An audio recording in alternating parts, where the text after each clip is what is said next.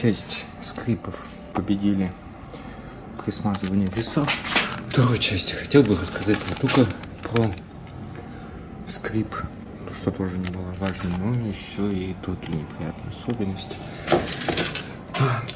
Скрип возникает в районе задней двери. Возникает из-за того, что на вот этой вот резинке скапливается масса грязи. И эта грязь не просто скапливается, но и даже вот так вот протирает краску, что очень приятно. Пробовал разными способами смазки. Весь эффект очень-очень недолговременный. Ну и вдобавок из-за неплотного прилегания двери в салон попадает немного пыли, вода. И это я машину мыл здесь меньше, чем неделю назад. И не особо по пыльным местам ездил. Весь багажник из-за этого становится вот таким вот пыльным. Решил установить и дополнительный резиновый уплотнитель. Заказал в Китае. Вот, посылка наконец прибыла. Уплотнитель. Вот.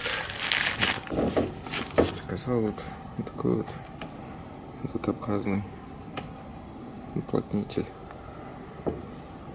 Пустим его по всей кромке двери, но чуть-чуть, чтобы он при закрывании немного наклонился вперед. Будем сейчас так вот вымерять с целью того, чтобы не допускать воду и пыль в салон. Перед проклейкой уплотнителя обработаю все кромки обезжиривателем. Клеить буду на штатный скотч двусторонний. Надеюсь, он хороший.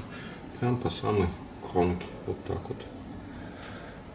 Клеить буду начинать с угла, вот отсюда и вверх.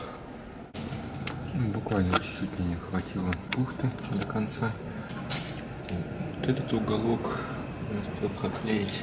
И вот здесь вот часть. Вот здесь так и так кусочком пришлось бы. Ну, вот этот вот кусочек сейчас буду отрезать и клеить.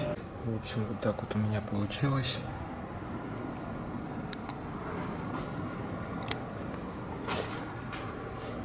Не везде, конечно, ровно.